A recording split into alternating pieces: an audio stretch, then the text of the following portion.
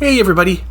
So my retrospective on the evil dwarf Lord Obmi was so well received, I thought I'd take another crack at another famous villain from the same orbit. So today we're going to talk about the Drow Eclavdra Eilservs, today on Greyhawk Grognard.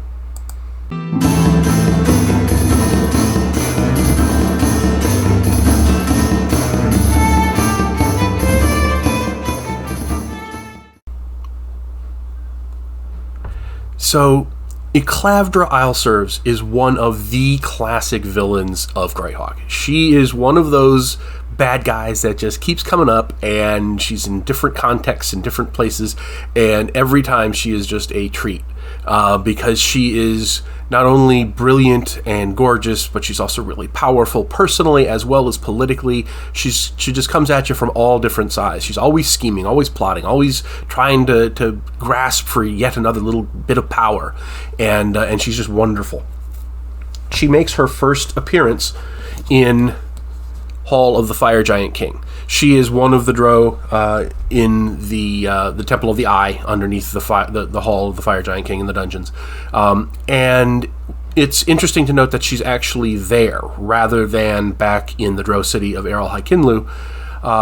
She's actually on the front lines directing what's going on in Snur's Hall. And that's an interesting point, because she's not the kind of villain that's just going to sit back and send out orders and get reports and stuff. She's actually on the ground on the front lines. She is telling Snur directly what to do.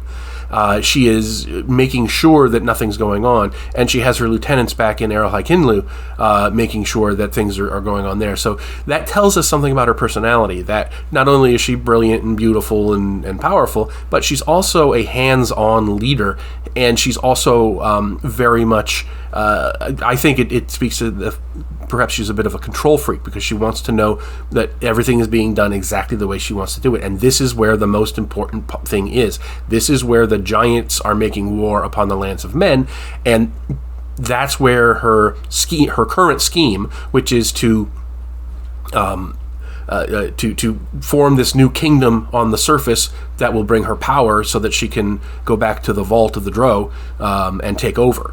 And that tells us, that she knows where the fulcrums of power are, and that's where she wants to be.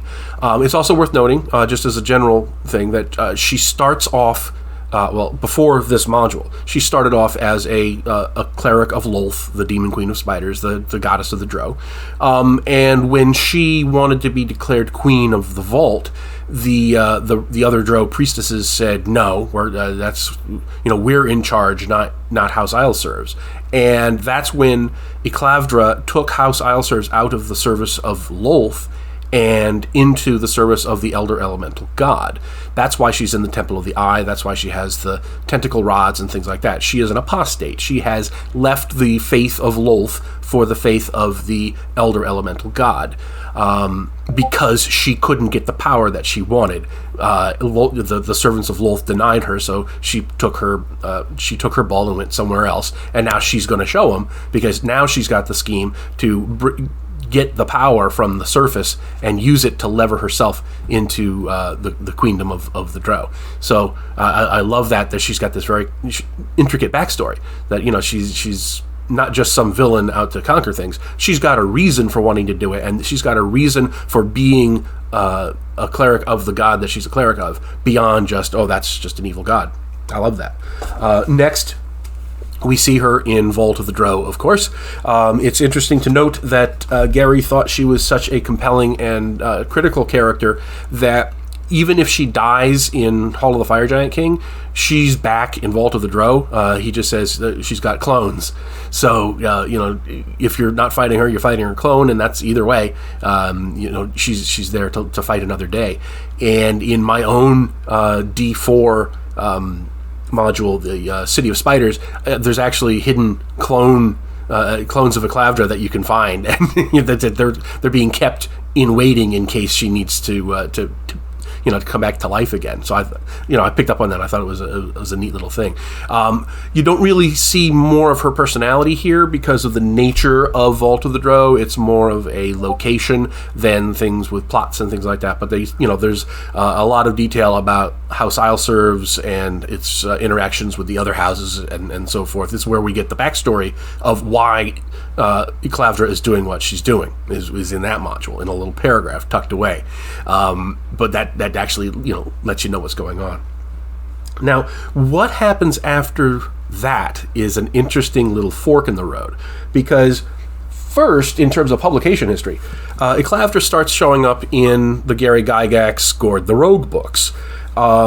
And she's the same wonderful villainous character that she was before, except now she has given up the Elder Elemental God and is now a servant of and a cleric of the demon prince Grast.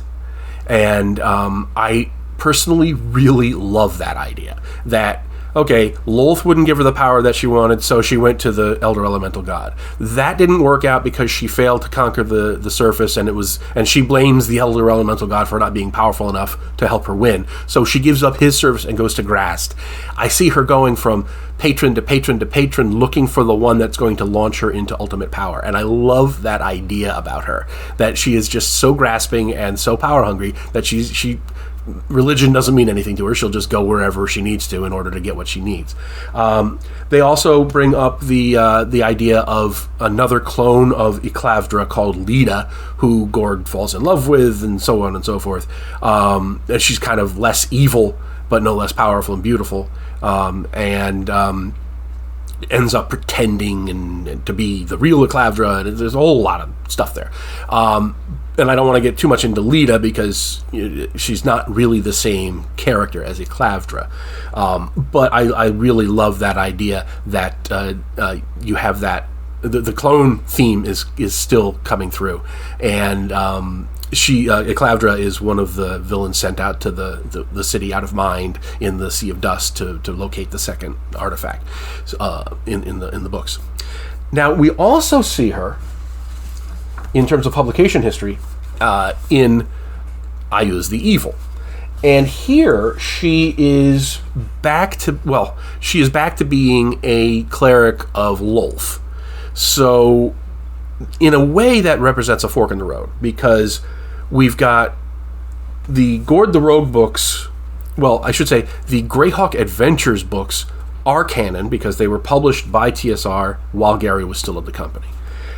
So I think the first two are inescapably canon, and she's in this one as a cleric of Grast. You could make an argument that this one is, well, it's definitely canon adjacent. I think of this one as canon, with a possible exception of what happens at the very, very end. I'm not going to spoil it because people get up in arms if I spoil things that came out 30 years ago. But I personally don't think that anything that happens in this book particularly interferes or contradicts things that we know happen later on in the setting. And in fact, the idea that she is now back to being a cleric of Lolth, I think it's wonderful because it brings the whole thing full circle. She's gone from Lolth to the Elder Elemental God to Grast, and then she came back to Lolth, always searching for power. And here she's an important ambassador to the court of Iuz in Doraka. She's, again, as she's described here, where is it? She's a well-treated guest with her own chamber complex in Iuz's palace. She and Iuz exchange greetings, compliment each other on their triumphs in their respective realms, and enjoy debauched voyeurisms together. But behind this mask of shared evil, each must keep wary eyes ever open. Lolth has no love of Iuz, and especially no love for Zuchtmoy, so she keeps Eclavdra in Doraka most of the time, recalling her periodically to Erlai Kinlu with a word of recall. Eclavdra's mission is to spy on Iuz and learn what she can. Iuz would not tolerate this, save for the fact that Eclavdra is also a representative of Grast. Grast chose her for this role precisely because of the complications it would create. complete. And this has been done with Lolth's permission. But, so we get layers and layers and layers of complexity here. Eclavdra is a cleric of Lolth here, but she's a servant of Grast here. So what has happened? Was it Eclavdra's idea to go to leave Grast and go back to being a cleric of Iuz, or of Lolth, or was it Grast who made the idea and sort of gave her back to Lolth as a bargaining chip or something in the vast abyssal games of power that are always being played? They don't really specify how that happened, but it's just really cool to see, all these layers and machinations and stuff, and it's always Eclavdra at the very heart of it. As far as I'm aware, we don't really run into Eclavdra again. I might be missing something in the very, very later material, or there might be something in Dragon that I'm not remembering off the top of my head. But anyway, just a reminder that all of my stuff is on sale at DriveThruRPG. If you click the link for the web store below, you'll find all the PDFs are 30% off, I believe, as part of their DM's Day sale, which goes through March 14th. So if you've got anything that you need to pick up, now's a great time to fill in the gaps in your collection, or start one. And if you liked this video, please hit the like button, please subscribe, please hit up the Patreon, and don't forget to check out the blog, which all the links are all below, where there's a ton of free stuff, free articles, free material, free everything.